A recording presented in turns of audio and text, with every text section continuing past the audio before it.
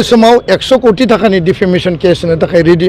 दिपेन बर' बिथांनि सायाव नंखायै बिथांनि सम्पथिनि सायाव माखासेखिनि शेयार खालामनायनि थाखाय 7 व्यक्तिखौ केस होनाय एफआईआर होनाय जाबाय। बे बाथ्राखौ बिथाङा मैयानि समाव रोखा खालामनानै होदों। नैबे भिडिअनि गेजेराव आं नोंथांमोननि गेजेराव होनो थांगासिनो दङ। माब्रै मार भिडिअखौ जों नायलांलाय। उदालगुरि सदर थाना बेनि ओसि बिथांखौ दिनै लोगो हमनानै गांसे एफआईआर होदों आरो बे क्रिमिनेल माने केस रेजिस्टार खालामनो थाखाय बे एफआईआर होनाय जादों। कारना जाहैबाय जे इलेक्शन कमिशननि गाइडलाइन मथे नमिनेशननि टाइमाव जि एसेट एन्ड लायबिलिटी होनाय जायो बे एसेट एन्ड लायबिलिटीखौ जेरैबायदि नटारि रेजिस्टार खालामनानै होनांगौ बेबायदि होनाय जादों आरो बेयाव जिखिनि तथ्य पाति दङ बे भेलिड, किन्तु जों नुबाय जे डुप्लिकेट माने बेखौ फर्जारि खालामनानै फल्स मोनसे नथि आरो तथ्य बानायनानै बेसेबांबा माने आकाश पाताल डिफारेन्स बेयाव मोनसे तथ्य बानायनाय जादों जे सेभिंसआव 5 कोटी, कारेन्ट एकाउन्टआव 4 कोटी, बङाइगावआव हा दङ, क'क्राझाराव हा दङ, गुवाहाटीयाव हा दङ, ओरै माने जौनि दखान दङ आरो लाइसेन्स दङ, बिनिफ्राय बागानानो 3-4 दङ। दा बेबायदि माखासे तथ्य पाति बेयाव होनाय जादों आरो बे जि फल्स मोनसे माने डकुमेन्ट फल्स मोनसे प्रपागान्डा ससियेल मिडियानि गेजेरजों बीपीएफनि आईटी सेलआ जि दिहुनदों आंनि इमेजखौ मेलाइन खालामनो थाखाय आरो बे मेलाइन खालामनायनि उद्देश्यजों बिथांमोना जि ससियेल मिडियायाव प्रसार खालामदों बेखौ आङो थोंजोङै बेखौ नाकस खालामदों, लोगोसेनो आङो बेखौ सोंखारिदों आरो बे जे सुबुंफोरा बे आईटी सेलआ जे बेखौ फल्स मोनसे प्रपागान्डा बानायनानै बिथांमोना जे पाब्लिकनि गेजेराव माने आंनि एगेन्स्टआव मोनसे केम्पेइन आरम्भ खालामनो नागिरनाय जि प्रक्रिया बे प्रक्रियायाव बिसोर मालाबाबो साक्सेस जाया। बिथांमोना अलरेडि मिथिबाय जे जेनगोन आरो जेननायनि दुखुआव दा बिथांमोना बेफोर खामानिखौ मावदों।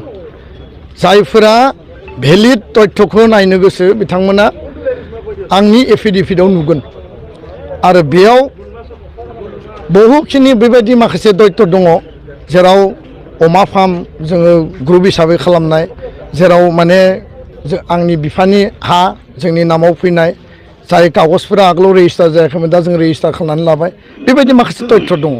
दा बेखायनो सेभिंस एकाउन्टआव 50,000 दङ, 52,000 दङ, बेफोरखौ लानानै दिनै बिथांमोना 5 कोटी 4 कोटी माने मा होनना बुङो बेखौ जौनि लाइसेन्स, साहा बागान, जाय व्यक्तिया 25 बोसोर जातीयताबाद जातिनि रक्षणाबेक्षणनि थाखाय हारिनि थामोनथा रैखाथिनि थाखाय बड'फानि आदर्शजों समाज फोसाबनाय, समाजखौ सोलायहोनाय गुस्लायहोनायनि थाखाय खामानि मावबाय आरो जाय समाव हारिनि अस्तित्वनि रैखाथिनि थाखाय खामानि मावबाय, दिनै बेफोरखौ लानानै साधारन बिसायख'थिनि थाखाय माने जोंनि माखासे सुबुङा राजनितिक खैसाराव गोलैनानै बेबायदि मेलाइन खालामनो नागिरनायनि जि मोनसे प्रक्रिया बेयाव रायजोफोरा कुनु कारनाव 1% 1 बिन्दुबो बिसास खालामनाङा।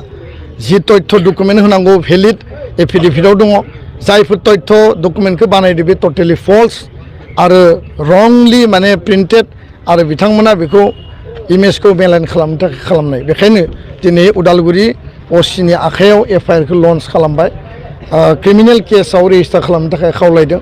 उननि समाव 100 कोटी थाखानि डिफेमेशन केस होनो थाखाय रेडि आरो बेयाव जों नुदों जे बीपीएफनि आईटी सेल बे जि क्रिएट खालामदोंमोन बेयाव सुलेमान नार्जारी क'क्राझारनि, सानसुमा रामसियारि काजियामाटी, लैहोर लैहोर गयारी क'क्राझार, मृदुल खाख्लारि फाख्रिबारि खौरां बिथांमोना बिराद स्पिडआव शेयार खालामदों आरो बिथांमोननि एगेन्स्टआव जोङो एक्यूज्ड हिसाबै जिहेतु बिथांमोना शेयार खालामदों, क्रिएटरा आईटी सेल बीपीएफनि, दा बेखायनो बिथांमोननि एगेन्स्टआव केस लस खालामनो थाखाय जोङो खावलायदों। आं गावनो स्वयं थानायाव ओसिखौ लोगो हमनानै दिनै एफआईआरखौ होबाय। बिथांमोना जेननायनि दाहाखौ दा बेजों सोलायहोनो नागिरदों आरो रायजो राजाया मिथिगौ जे सोर राइट सोर रं। जिहेतु इसिआइनि गाइडलाइन दङ, प्रसारा मैयानो जोब्बाय, बहुद खोथाखौ आं बुंनो हाया, नाथाय इलेक्शन जोबनायनि उनाव आङो मोनसे बिनि रिप्लाइखौ होगोन।